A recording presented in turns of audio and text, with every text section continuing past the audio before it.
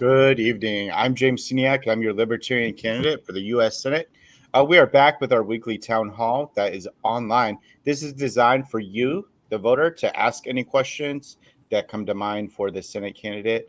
A lot of times we also have guests on, so you can find local candidates to find questions as well. But as a reminder, always submit those questions, Q&A. If you can, submit them ahead of time. And additionally, always feel free to submit it live. Thank you for joining us tonight. We always appreciate having a tabletop discussion with voters. And so, a few things that I wanted to talk about is upcoming events. We have an upcoming event tomorrow, Small Business Summit in New Albany. Saturday, we have Eminence in Morgan County. Tuesday, we have Johnson County Business Meeting and a golf outing after. And then Thursday, we have a Warwick County Farm Bureau Meet the Candidates Night. So if you're in any of those counties, Johnson, Morgan, Warwick, and or New Albany, feel free to stop by at any of those events. We will continue to travel across the state to make sure that every Hoosier hears a fresh message to Washington, D.C. As always, welcome Chris Groff tonight as he does a lot of the productions and helps me out with the questions. Thanks, Chris. How are you doing? Doing pretty good. It's been a fun week.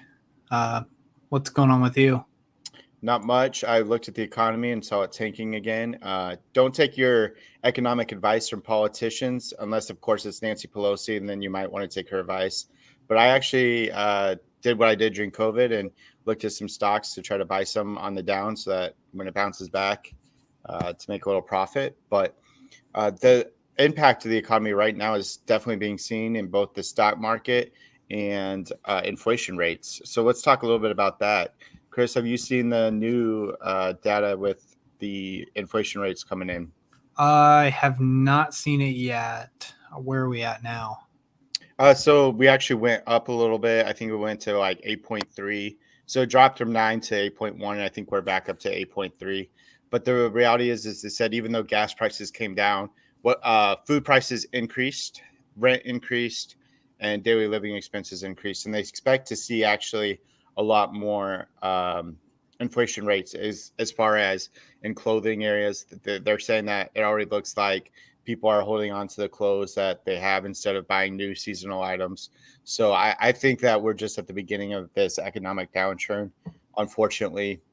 And Biden, the Republicans will blame Biden all day, but the reality is that this has been going on for some time, and it's the spending habits in Washington D.C.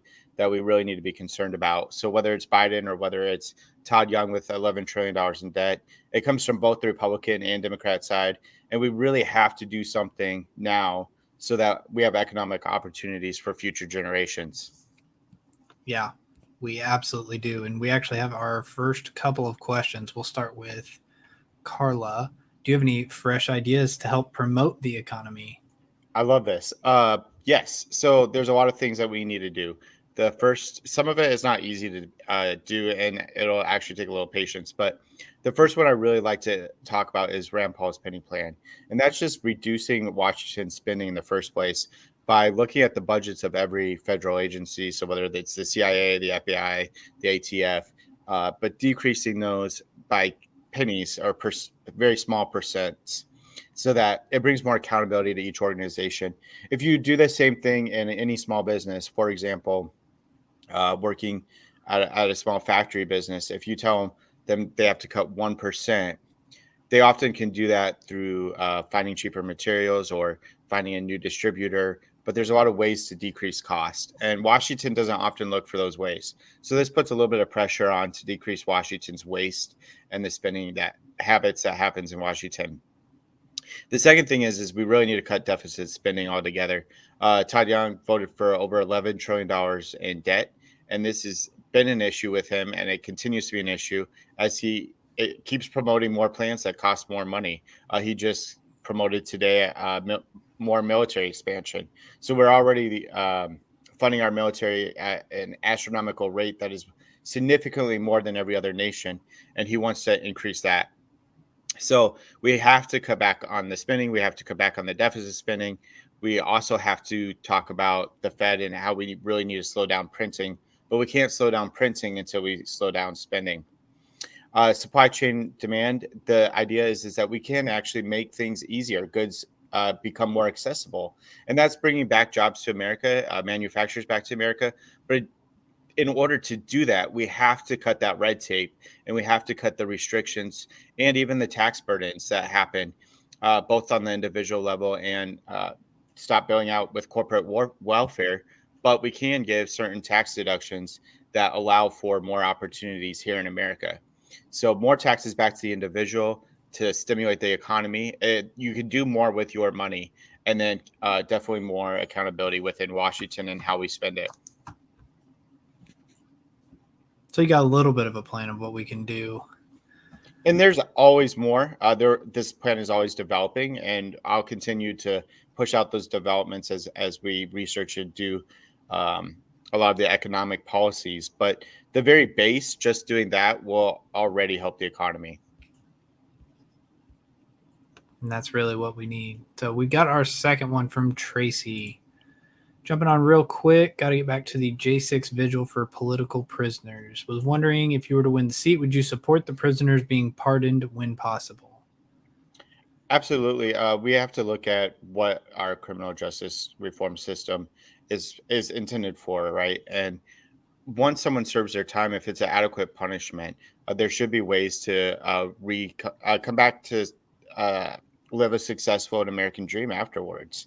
A lot of times when these issues happened, they prohibit a future. They prohibit jobs. They prohibit um, good living situations. So what we have to look at is, especially for non-offenders, how to transition back to society and stop that rate of going back to prison. Because the reality is right now, the way our system works, once you're in, it's just a continual cycle. As a correction officer, I saw that over and over.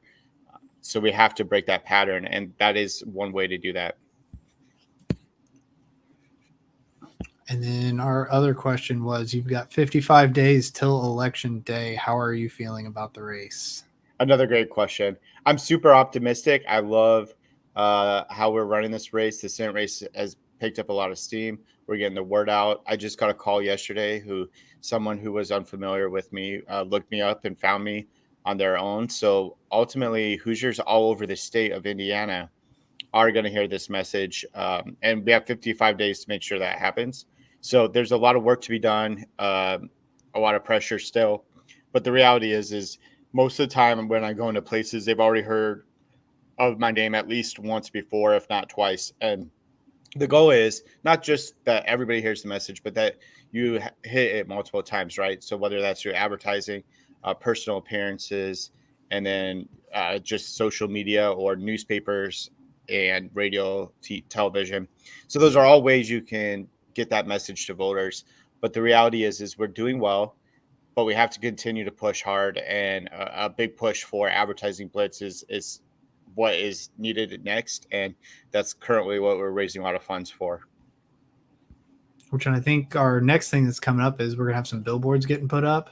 Yep. So billboards are on their way. We have them designed, and there might be a couple adjustments that are happening to those, but it looks like we fundraised enough for our first ones to go out. So that's a positive. But the reality is when you have 92 counties to hit, one area of the state with billboards isn't going to cut it. So we've got to do that. We got to multiply that result all over the state. Make sure we get some in some larger areas like Indianapolis, Fort Wayne, down in Evansville. That'd be a good place. But really, this campaign is funded by the people for the people. And this is what we have to do. We have to compete with big money. And advertising is one of those things that we really don't want to fall short on. But yeah, it's definitely essential. That it is. And it's always fun to have to raise money. Welcome, Cassie. Thanks for always tuning in. You seem to always be on, which is awesome. But she says Kosciuszko, and actually, I didn't announce it, but that is where the first billboards are going up. So, yeah, you're actually first priority, believe it or not. Oh, that's because you're from that area, right? Right. There's a couple reasons behind that. The main one is it's my local hometown. They've given me a lot of good press up there. I already have a lot of name recognition up there. And then the more under the scenes radar thing is part of running for Senate is to make sure down ballot candidates also get recognized across counties. And Kosciuszko County has one of the best tickets currently for ballots for a number of candidates on the ballot. So we absolutely are prioritizing up there. And thank you, Kosciuszko, for the hard work you're doing up there. It's well deserved that you guys get recognition. Yeah, I know they are very busy up there from what I hear. And that's another event. I did not announce that one because I think it's a couple weeks out still. But the Get Out the Vote event, for those who are looking for ways to volunteer in Northern Indiana, the Get Out the Vote event in Kosciuszko is a way that we door knock and do a lot of that grassroots movements. Door knocking is a great way to engage with voters as a first recognition of appearance. And when they see us coming into their neighborhoods, it's awesome. And it's also a fun time to meet other libertarians or other freedom-minded individuals. So definitely, if you are looking for a way to volunteer and you're in Northern Indiana, that Get Out the Vote event will be happening. Additionally, another thing that's happening in Northern Indiana. So October 16th is the official debates.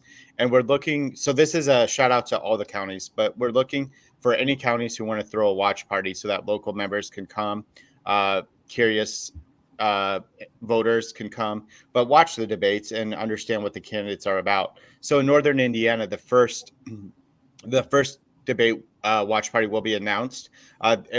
It's looking like it'll be in southern Elkhart County. So look for that.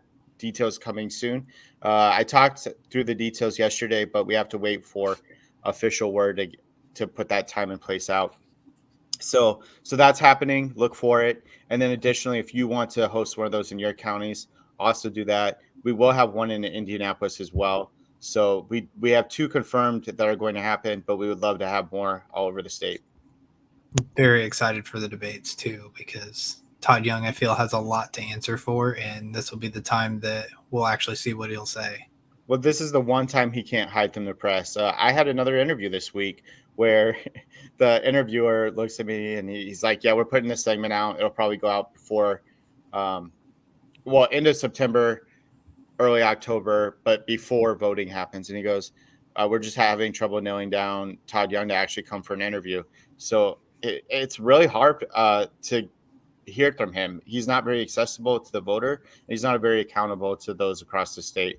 So, we'll see what happens in the debates, but it'll be a fun opportunity to really call him out on his policies that are facts, right? They're not just made up policies. They're what he's voting on, how he's spending our money, and how it's actually hurting our economy, and it's hurting Hoosiers, and it's hurting their wallets.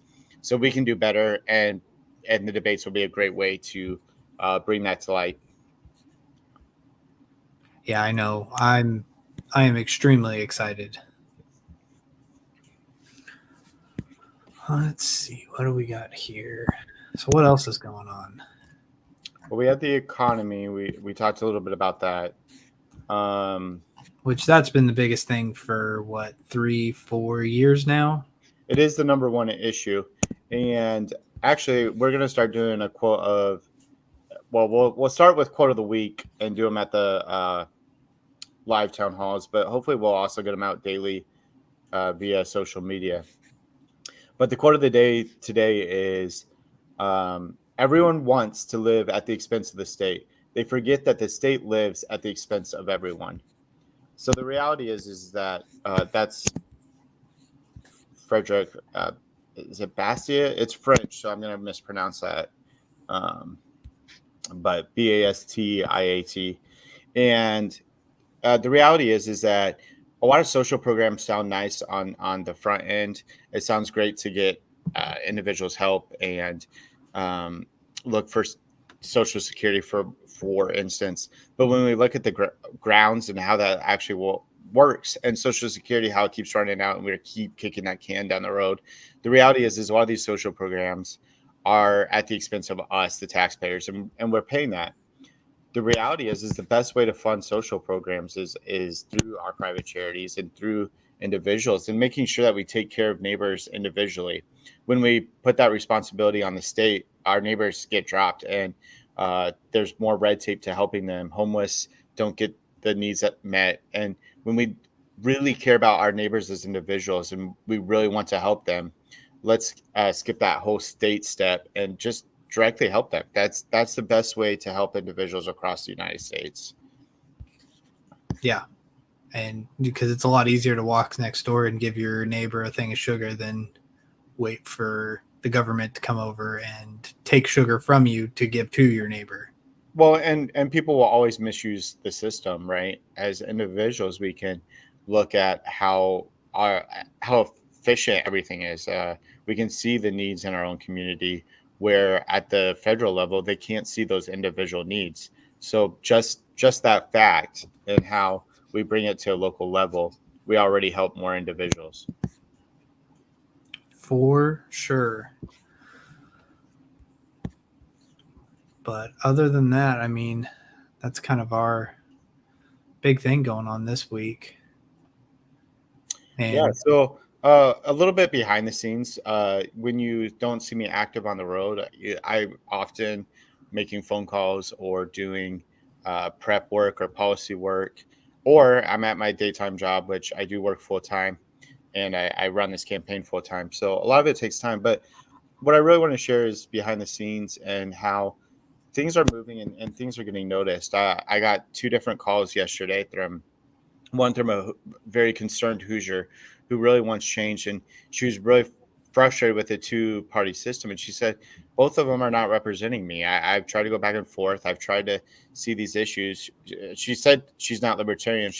I'm consider myself independent, but she said that I'm really starting to understand what libertarianism is, and I want to hear what your policies are. So across the whole state, those who are not uh, official party members are really looking at alternative options because they're realizing that whatever party they currently affiliate with, that they're not doing what they're saying once they get to Washington. And this is a concern that's been brought up over and over. But unless we vote differently, we won't make a difference in that area. So that was a really good phone call, lasted about an hour, and it was a great conversation of how we can do better simply by voting. So um, we really have to make our voice heard this election season, and we have to get the vote out. So both of those are important priorities. More behind the scenes. Today, I got two different requests. One from Tippecanoe County, where they need more flyers to pass out, and so I'm going to send them a couple more thousand. And then, whoa, my mic. And then I got another one saying, "Hey, excuse James while he fixes his mic. is my mic working?" Yeah. Okay, it got unplugged when that happened. But the other one, they said I also ran out of rack cards, and I need them for it's Kosciuszko County, and they said I need them for this get out the vote. So Cassie, no, I have not sent them. I will send them tomorrow, and I know hopefully they'll get up there soon. But yeah, so I have three things to mail out today to get across the Indiana. We're doing really well getting the word out, but that's also cost of materials. It's a cost of um, time. So thank you to all the volunteers who are doing that. I really appreciate it. Your work does not go unnoticed, and without the amazing work of the counties, we wouldn't be doing as well as we are. One thing we didn't talk about is the different polls that have been coming out. Well, before we get to polls, we do have one question. Yes, what for are sure. your thoughts on term limits for Congress? Term limits for Congress are necessary. I know many libertarians and many individuals disagree. They say, well, let's vote them out. But when we talk about balance of power, the reality is that we need more balance. We need more term limits. So to me, probably around three times of on the twice for president, twice for Senate, and then three as a congressman. I think that's pretty efficient for term limits. I don't see a need for continued power for a whole life. Right now, we have the oldest Senate in American history, and that's because we don't have enough balance of power. And they're not representing my generation. They're not representing the next generation. And it's old policies that are not working. So term limits are a way to bring that accountability, and I'm all for it. I think it's very necessary because at this point they've got probably a group of people that's telling them, well, just vote this way. This is what we want you to do. Just do this. And they just go, okay. And Right. they keep getting their paycheck. When you've had a senator in for 30 years and they're telling the freshman senators coming in exactly how to vote, there's issues there. So, Yep. And if you can't get done what you want done within a couple terms, are you really serving your community? Are you serving your constituents? I just don't believe you are. But those are my talking points on it, and I know there's a lot of different views on it, but I'm all for term limits. The Libertarian Party of Kosciuszko County also put the other two parties refused to run candidates against their own, which also creates this issue. Well, yeah, and we saw that in the Senate race this year. There was actually a couple people, well, both sides, right? So we'll talk about the incumbent first, Todd Young. And there was somebody who got enough signatures. However, for whatever reason, Marion County would not certify them. And it wasn't a matter of amount of signatures. They just flat out refused to certify it.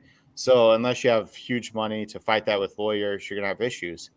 But the reality is within the own base of the Republicans, there's enough that was frustrated with the results of Todd Young that they wanted to primary him.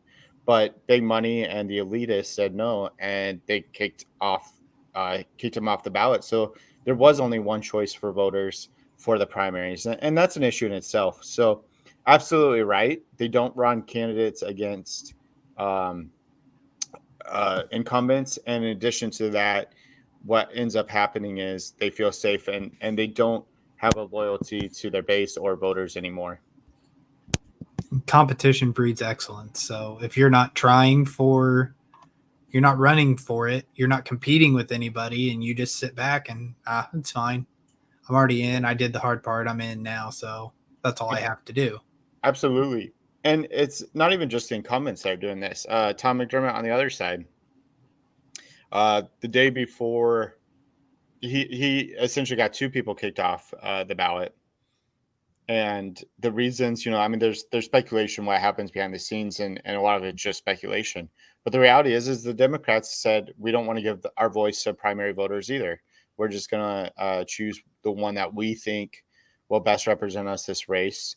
And to me, if we want to have more voice in Washington, the primary ballot is almost as important, if not more important, than the general one, just because that's your candidates that you're going to choose from. Right. And then what if you like Joe over Tom or Todd or whoever it is running in your own party? You don't agree with that other person. You don't even have a choice. It's here's our guy. This is who we want up there. That's who it's going to be. It's the first step of we don't care what you think. We're going with what we think. All right. Is just another volume test. I had to readjust my mic again. Is my volume still all right? Yeah, you're good. Okay, cool. But anyways, back to polls. Yeah, polls. So one was a non-scientific, it was done by media. It was done by a third party. It wasn't done by a candidate, but it's not a scientific poll. It was just a online poll. And we actually pulled in at 22% on that one, which was incredible to see. And then Tom McDermott's poll, which was a scientific poll, but it was done by a candidate. So take it for what it is. He left me off of that poll. But what's interesting enough is 12% said they're still undecided. So 13. It's not unreasonable to say that a lot of those voters will come my way. And addition to that, even within his poll, he's been called out numerous times by media for not including me. So that's a really positive thing to see, that media is actually coming in and saying we need fair polls. We need all candidates who are on the ballot included, which includes James Seniak. And so I've been optimistic. I know that it's a long way to go. And I know even if we take 8%, 6 to 8% of Tom McDermott's poll, that's not enough. We've got a lot more work to do. and that's really important to do. But what I'm really looking forward, and I believe a couple medias have already told me that polls are in progress, but I'm really looking for a poll that comes out with all three candidates that is done by media, not done by a campaign. So I'm really looking forward to what numbers we are pulling at. I think we'll be pleasantly surprised when we see it. I think so as well. I think we've gotten out enough, and enough people are mad with the system now that they do want something else. But I'm going to go ahead and give a shout out to Lars here. He says, "Thank you, James. I've made a donation to your campaign. Keep up the good fight." Thank you, Lars. Actually, he was one of my early donators as well. He so I, as we talked about, contested primaries. Libertarians do it by convention, but for the sake of the general public, it's similar to a primary, just not public. It's internally done. And so we had a debate with Pat Ford, and Lars was watching that, and he's one of my early donors. So thank you for following me. I appreciate it. Just like you said earlier, by the people for the people, and it's the only way we can keep things moving forward, unfortunately. Well, that's what we have to do. I'm a firm believer that lobbyist money is what corrupts politicians. I mean that, and internally, there's other things that corrupt politicians as well. There's a few things. There's a few things, but lobbyist money is one of the ones that I really focused on, because who are they representing if they're taking the big corporations' money? Are they representing we the people, or are they representing cronyism? And Todd Young represents cronyism. That's the semiconductor bill. That's how he. It's not even capitalism when your government's funding it the way it is. So people like to attack capitalism because what they see is a false narrative of what capitalism actually is. And America isn't running a capitalist system at the moment. We're putting a ton of funding from the government into businesses that really, as sad as it is, sometimes we have to see certain businesses fail in order to develop that competition and to help develop that healthy markets, to help develop even small businesses. So the reality is we need less funding for less cronyism, less funding for corporate welfare. Corporate welfare is sickening. It really is. If we really want to help individuals and even corporations, the way to do it is not through this cronyism system. It's simply to reduce taxes on the individuals and give more money back to the people, where they can start spending and fueling the economy through those tax dollars that are coming back to them. So really, by when I say tax dollars, what I mean is if you're going to keep more of your paycheck that would be going to taxes, that money is going to fuel the economy in some form. Whether you do it through investments on Wall Street or whether you do it through simply shopping at your local stores, but that's how we fuel our economy and create a successful economy. You've got it down. So with that, we're creeping up on that 30-minute mark, and I know we do like to try and keep these just a little bit shorter, not to take up too much of people's weeknights. So we'll go ahead and have you drop in your closing statements. Well, I absolutely appreciate the viewers tonight. I appreciate the questions coming in. Know that we are getting the word across all of Indiana. I'm working hard, and I earlier this week I was reminded of a promise I was made. I went up to Northwest Indiana, and the individual came up to me and he said, "James, what I appreciate most about you was when you said you wouldn't be outworked." And I needed to hear those words in that moment, because the reality is we're getting to the fourth quarter, and I've exhausted myself through the three quarters. We put a lot of energy and time into it, but my promise was to not be outworked, and I want to continue that promise. I'm not going to let Todd Young outwork me. He can outspend me, but he can't outwork me. And same thing goes for the Democratic side. So my promise is to you, I'm going to work hard up until Election Day. We're going to see the results, and I thank you for coming in and listening. If any of you have any questions at all, feel free to pop in on a Wednesday night where I can address those. And additionally, we do need more volunteers on the ground game. The Get Out the Vote events are great ways to do that, but numerous ways to help campaigns and myself as well. And then lastly, I know we've mentioned it several times about donations, but we are going into that advertising blitz. And if we want to uh, get the word out to all 92 counties, we do have to get some of that advertising money, get some radio ads going, get some more billboards. So thank you. Thank you for everything all of you have already done. And I look forward to talking with you either next Wednesday or at a live event. So feel free to catch me at any live event. We try to update the website and Facebook on all of those. So look forward to those. Thanks all. Appreciate it.